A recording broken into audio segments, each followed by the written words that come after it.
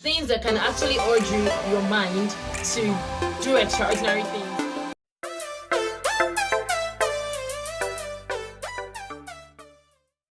You're welcome back to my channel, guys. I am really excited to be making this video today. Thank you so much for watching this video. I'll be looking at the 10 most powerful similes of the mind. You know, I'm really a very inquisitive kind of person, the kind of person that really wants to know. You know, I'm very, very curious. So I get asking myself, what are the most powerful similes? Things that can actually urge your mind to do extraordinary things, things that will just make you go outside the norm. So in the quest of this question, really I wanted to get the answer. So I stumbled on this 10 most powerful stimulus of the mind by Napoleon Hills, and guys, you really love it.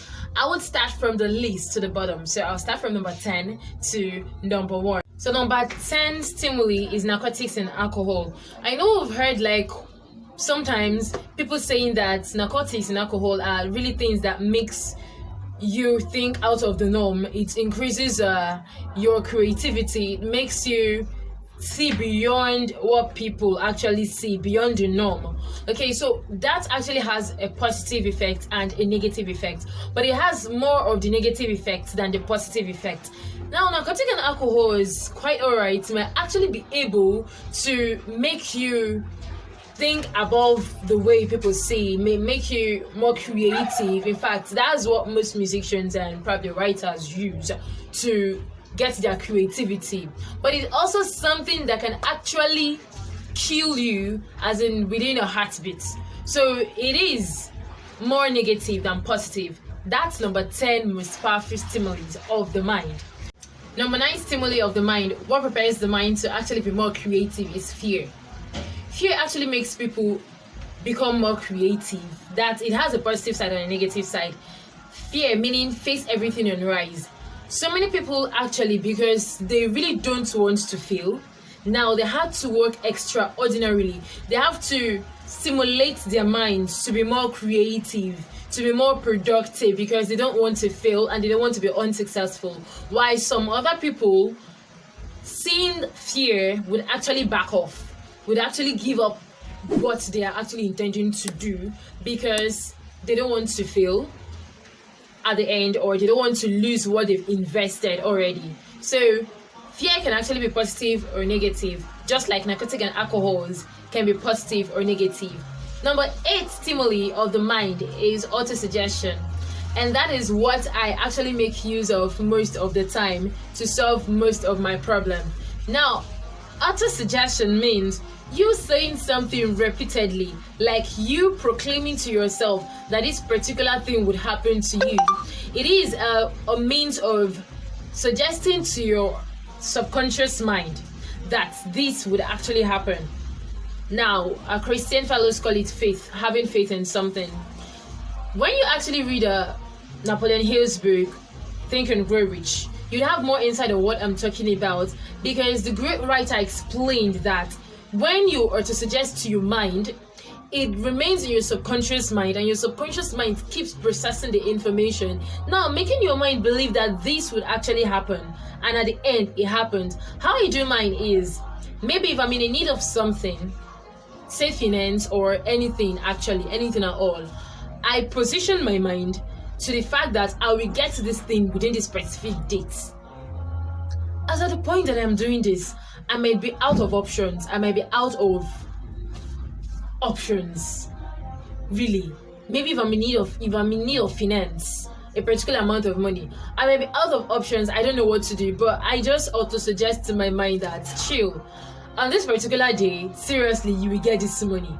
And it happens, because I keep saying to myself, yes, it will happen, it will happen. I keep proclaiming to myself, and my subconscious mind already gets the information and keep processing it. So you may call it magic or whatever, but it real does happen. And that's the way I stimulate my mind to overcome my problems. I am in control of my conditions and my problem, and it really solves problems.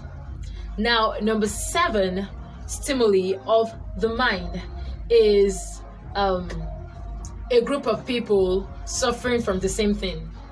Yeah, a group of people. Now, a group of people suffering from same thing. Let's say persecution. Let's say HIV.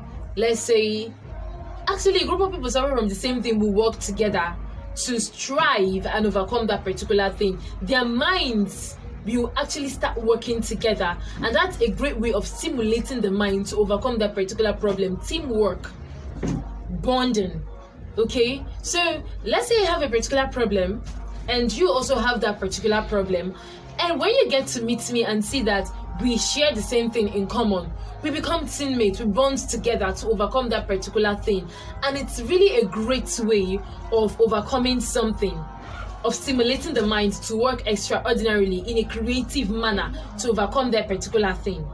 Yes, and it does really work. It does work. Most times you say two heads are better than one, and I think this is actually a perfect example of what that thing is. The most powerful stimuli of the mind is a mastermind group. Now, in Napoleon Hill's book, he spoke about him forming a mastermind group with people of a greater mindset, people that he's looking up to and people he wants to be like. So if we want to form a mastermind group, we have to form that group with people that have probably achieved what we want to achieve. It's not really a must that they must be present in our mastermind group discussion. Napoleon Hill did his own all in the mind. He really explored the great power of the mind, and we can do the same thing. Okay, 5 stimuli of the mind is friendship. There is a saying that goes thus: show me your friend and I will tell you who you are.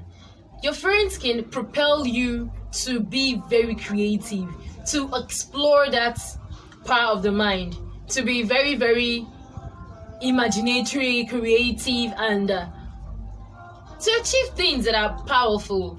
And some of your friends might actually lead you straight down, as in they won't help you up, but they will take you down. So we should be very careful in the choice of friends we make, because our friends can make us and our friends can break us. So when you choose the set of friends that can make you, definitely you would achieve what you want to achieve, because you all will be working together with the same mindsets. But if you choose friends that would break you, seriously, you would just see yourself moving straight down to doom. So be very careful about the choice of friends you make. They are very, in fact, they are number 5. You see? Number 5 people that can really affect your mind. So don't joke with the set of friends you make. Number 4 stimuli of the mind is music. Music, what we hear most times actually affects what we think about, affects our minds. So the kind of music we listen to would actually mold our minds. When you listen to musics that are more erotic, you think erotic most times.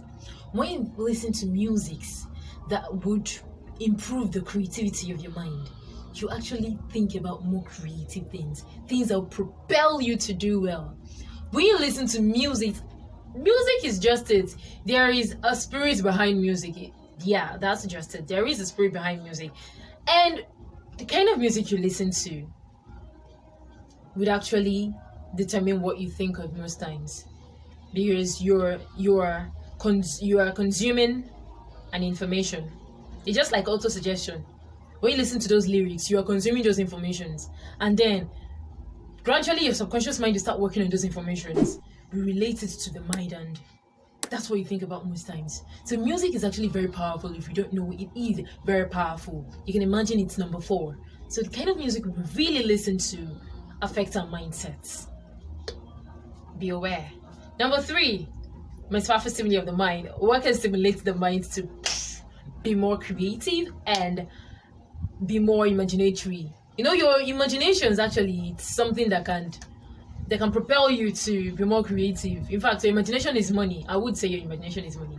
Number 3 is the desire to own money, desire to have money. Yes, every human being actually have this desire, and the way you handle it determines the outcome. Some people are so desperate, and some people are so I don't even know how to explain it. But the thing is, the way you handle this desire matters a lot. Some people handle it so negatively, so desperately, that they do so many negative things. And if you really handle it in a very positive way, then the desire will earn you legal and legit money. When you think of how to make money often, how do I really make money? How do I, when the desire keeps coming, then you find out that you are really more creative because you want to solve this problem. How do I make money? How? When you keep asking how, what do I do? What do I do? What it comes next? What do I do? You know? So you keep searching your mind, and it makes the mind imagine more, to be more creative, and definitely the answer would come out. So these are the things that really propels the mind to work extraordinarily, that prepares the mind to be more creative. How do I make money? That's the basic question every human being asks, which shows that every human being has that power to be creative. You just have to find it deep down you and find out what exactly is your own act or your own aspect of creativity that you have to offer to mankind. It's that simple. Number 2 is love. Who doesn't feel love? Who doesn't? Everybody does. As long as you're a human being, you have emotions. That's what makes us humans and not angels. We have emotions. You have blood running through your veins. You have emotions, and definitely you have love within. So this is something that really can propel us to be more creative, to make more use of our minds, to earn your situation. When you're actually in love, gosh, you can do anything. You can do and undo. Seriously, that feeling can make you more creative, can make you do things that you really on a normal won't do. So make use of it positively. Number 1. You can imagine what number 1 is. Number 1 is really something that wowed me when I got to see this 10 most powerful stimuli. And I was like, Napoleon Hills, are you for real? Do you really think it's true? Yeah, but most research and me trying to really find out, is this really true, made me believe, yeah, it's true. Number 1 is the desire for sex. Yes, it is the most powerful stimuli of mankind. The desire for sex. Every human being have this urge. Every human being have this desire. And at that moment you feel this urge, you can be super creative at that moment. Your imaginations are at the peak. Your imaginations are at the peak. I've actually seen guys who would say, I've heard guys actually who would say, I can imagine this girl right now. I can imagine her as an nude. I can imagine her completely naked. And I'm like, well, how do you start imagining somebody who is wearing a clothes? As in, how do you start imagining that? So you see, it's really something that, after my much research to find out if this is really true, I found out that at the end it's really true. So it's something that can make us imagine beyond what we think. It's something that can make us be more creative. And when we invest that creativity of ours, this number 1 top creativity and most powerful stimuli, if we invest that energy, because it has a lot of energy in it, it has a lot of creativity in it, it has a lot of imaginations in it. If we invest it at our youthful age rightly, we will reap a positive outcome of it in the future.